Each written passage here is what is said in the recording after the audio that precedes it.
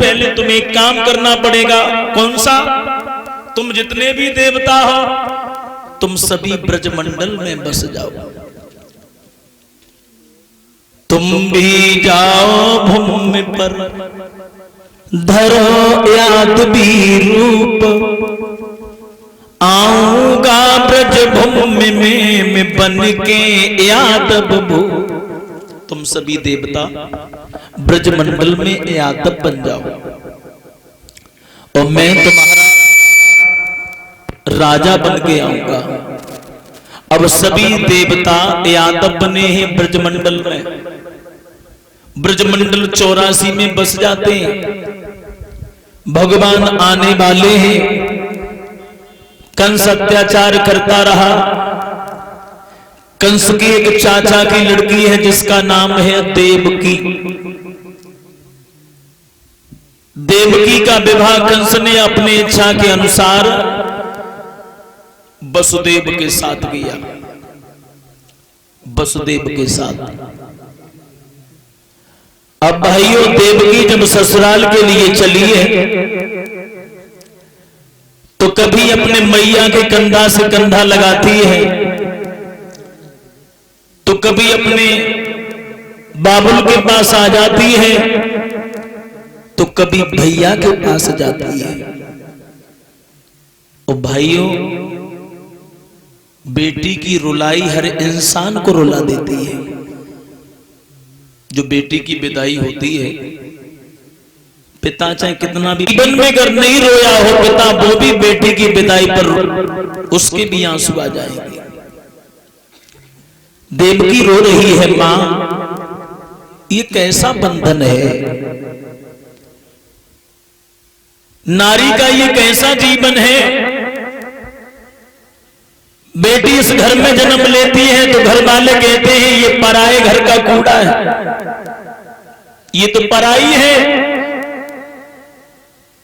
और ससुराल में पहुंच जाती हूं तो वहां लोग कहते हैं कि ये पराए घर से आई है, मेरा घर कहां है। न मेरा घर यहां है न वहां है, तो मेरा घर है कहां। आज देवकी रोती है, पूछ रही है मां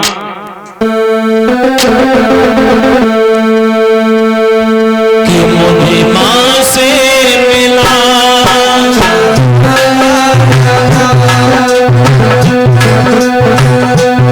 मिला यही सिला।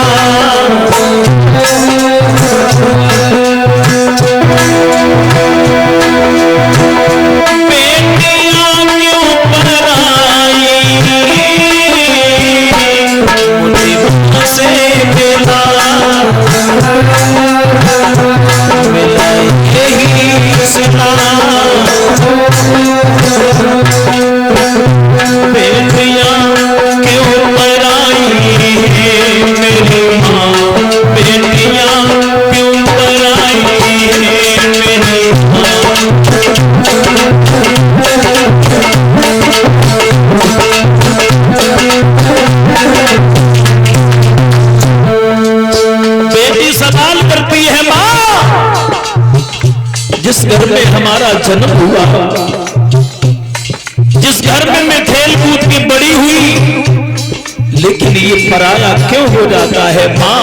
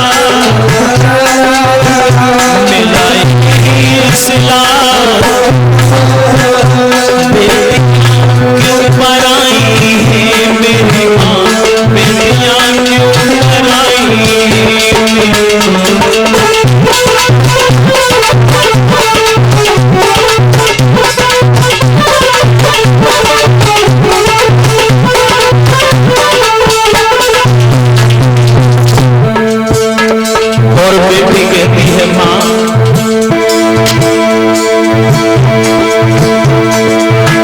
मैं तो गुड़िया तेरे आंगन की,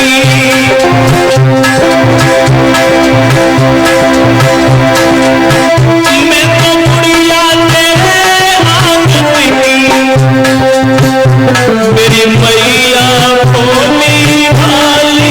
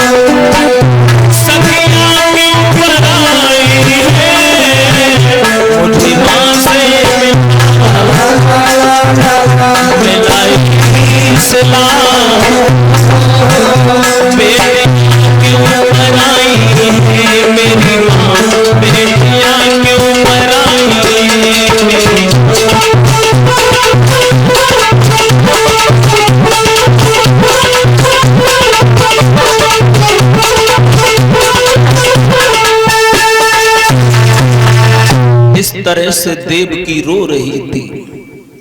कंस ने कहा बहन रोते नहीं है, बेटी चाहे कितने भी अमीर घर में जन्म क्यों न ले, लेकिन बेटी को तो एक दिन पराए घर जाना ही पड़ता है। चलो ज्यादा नहीं तो कुछ दूर तक हम तुम्हें छोड़ देते। ऐसे आप डोली में कब तक पहुंच पाएंगे? बटेश्वर में, बटेश्वर बहुत दूर है। रथ तैयार किया है, रथ में बहन और बहनोई को बैठा लिया और अपनी बहन को विदा करने के लिए कंस चला। केवल मथुरा से 10 खेत आगे रथ निकल पाया। वैसे ही आकाशवाणी हुई, कंसराज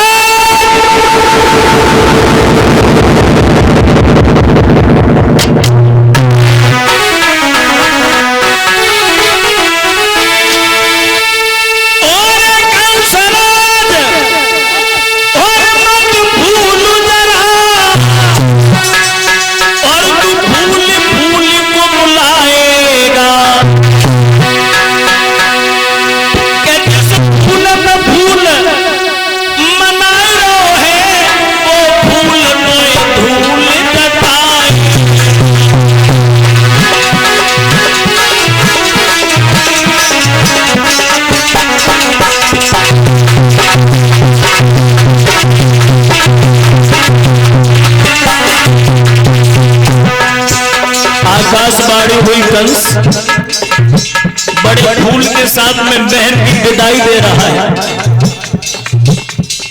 लेकिन तुझे मालूम नहीं है यही फूल तुझे एक दिन फूल में मिला देगा। क्यों?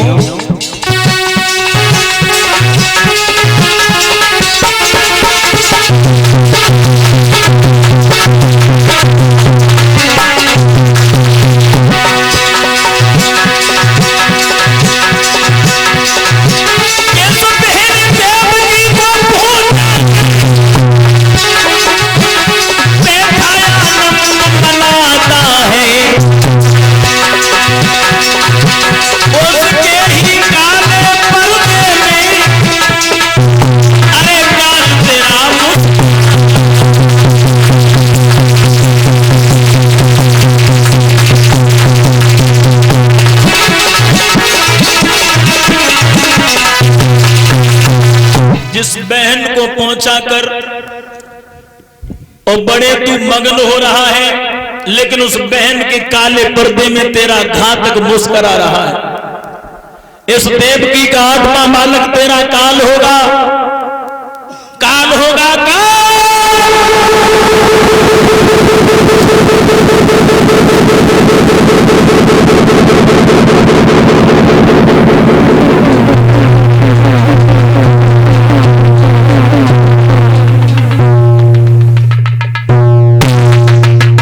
कंस ने जैसे यह आवाज सुनी रथ खड़ा कर लिया।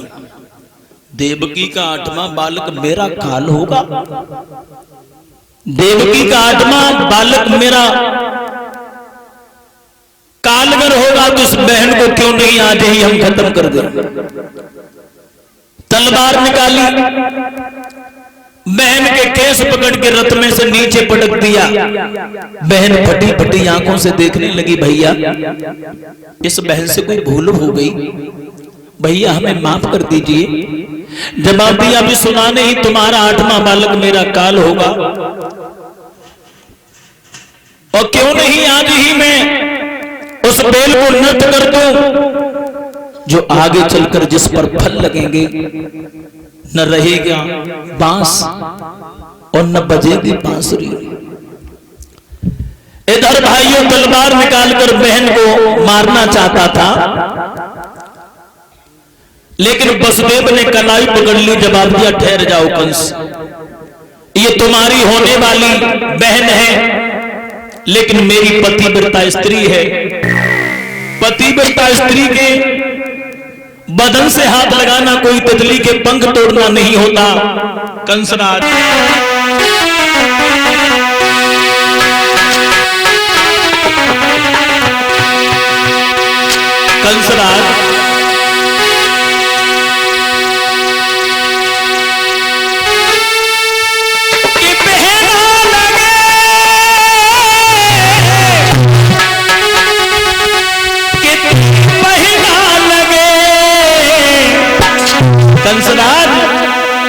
कि कंस इसको न मार, तेरी दीदी लगे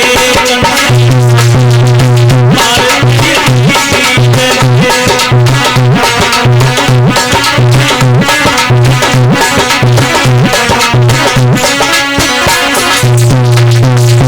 समझा के जवाब दिया है कंसराज, तुम्हें यह मालूम नहीं कि स्त्री के बदन से हाथ लगाने का नतीजा क्या होता है। सूरवीरों का शस्त्र और वकीलों का धन, सूरवीरों के अस्त्र शस्त्र से हाथ लगाना, वकीलों से धन खर्च करवाना,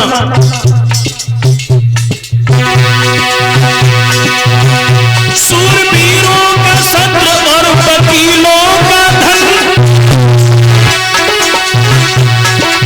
शेर की मोछ पतिव्रता बदन,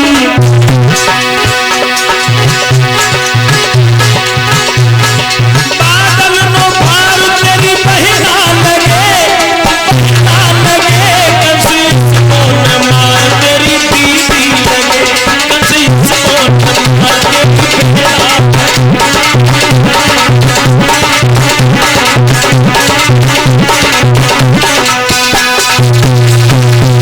जवाब दिया है, इस देवकी को मत मारिए, तुम केवल हमें यह बताओ देवकी से डर है या देवकी की संतानों से।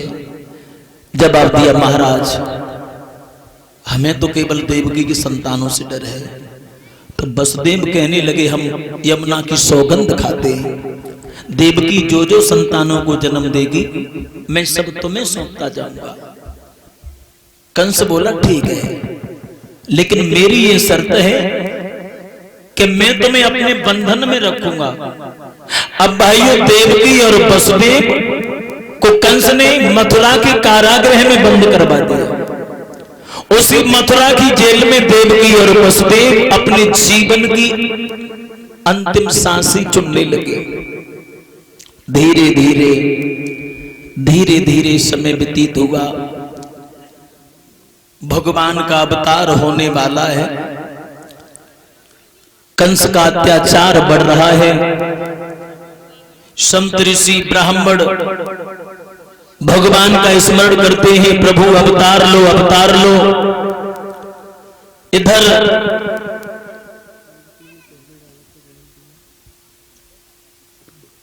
जो देवकी जेल में जो बंद है, देवकी और वसुदेव, समय आया कुछ वर्षों के बाद में देवकी ने पहले बालक को जन्म दिया। और पहले बालक को जब जन्म दिया है तो देवकी उस बालक को अपने कलेजे से चुपटा लिया, उस बालक पर मोह ममता दिखाने लगी। वसुदेव कहने लगे देवकी इस बालक को हमें दे दो। देवकी बोली नहीं स्वामी, इस बालक को मैं तुम्हें नहीं दे सकती,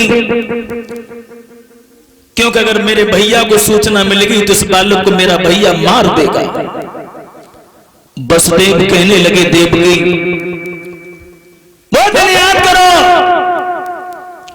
मैंने तुम्हारी जान बचाने के लिए अम्मा की सौगंध खाई थी, इसलिए देवकी मोह को त्याग दीजिए।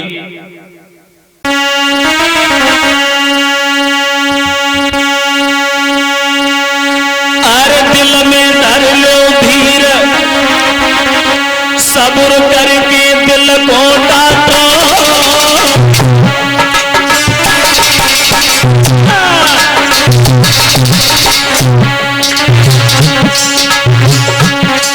अरे दिल में धर लो धीर, सब्र करके दिल को डांटो। और जो जीवन के बिना के फंस के जेल में देखो, जो ब्रह्मा में देखो, और सोई हुई के रहना कोई मित्र भैया तो सुन भई भैया रो। और हाथ जोड़ के मत अपने से के तुम्हारा बिन में मर जाऊंगी। और बिन बेटा के कैसे जेल में समय बिताऊं, देवकी रोबत छोड़ गई। और मैं बेटा को गोद में सके घर की सीने।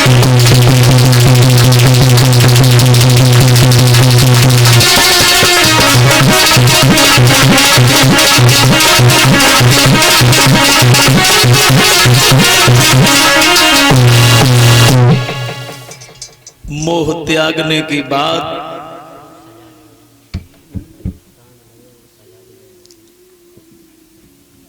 और देवकी की गोदी में से बालक ले लिया है। वसुदेव बालक को लेके कंस के पास पहुंच गए और जो कंस ने देखा कि वसुदेव आ गए, कंस ने कहा आ गए, क्या लाए? महाराज पहला बालक है। बहुत बढ़िया, बहुत अच्छा। लेकिन बहनों साहब, मैंने तुम जैसे समझे तुम वैसे ही निकले। पहले बालक को ही ले आया, लेकिन इस बालक का कोई दोष नहीं है, कोई कसूर नहीं है। इस बालक को मैं नहीं मारूंगा, क्योंकि हमारा काल है 8वां बालक। इस बालक को ले जाओ, जीवित ले जाओ इस बालक को, और दे देना मेरी बहन को, और कह देना तुम्हारे भैया ने तुम्हारा पहला बालक छोड़ दिया। वसुदेव बड़े प्रसन्न हुए। सूरवीर कंस, तुम्हारी लंबी उम्र हो, तुमने पहला बालक छोड़कर हमारे ऊपर बहुत बड़ा एहसान किया है। अब वसुदेव उस बालक को लेके गए, जेल में पहुंचे, देवकी की गोदी में वो बालक दे दिया। वसुदेव बोले तुम्हारे भैया ने तुम्हारा पहला बालक छोड़ दिया।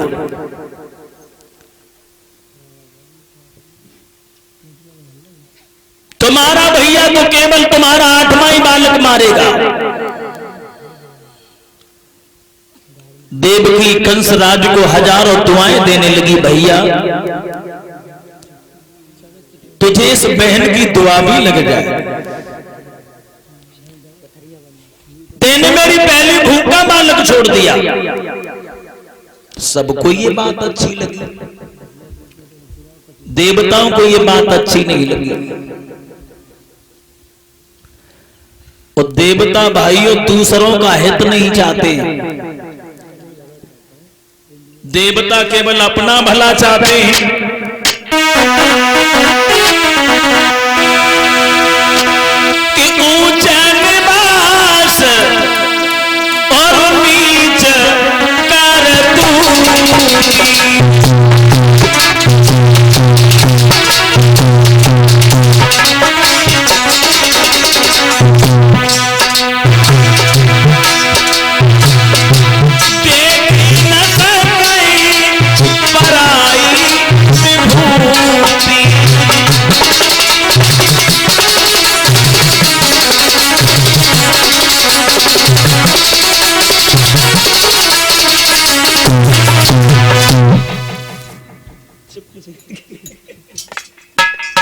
बोल वृंदावन बिहारी लाल की के ऊंच निवास नीच कर दूती। देवताओं का निवास तो बहुत ऊंचा है, लेकिन ये चाहते नहीं, अपना ही हित चाहते हैं। तो देवताओं को ये बात अच्छी नहीं लगी। देवता सोचने लगे अगर कंसराज ने ऐसे मोह दिखाया तो ये पृथ्वी पर लंबे समय तक भार बना रहेगी। देवर्षि नारद सोचने लगे भाई ये उल्टा काम कैसे हो गया।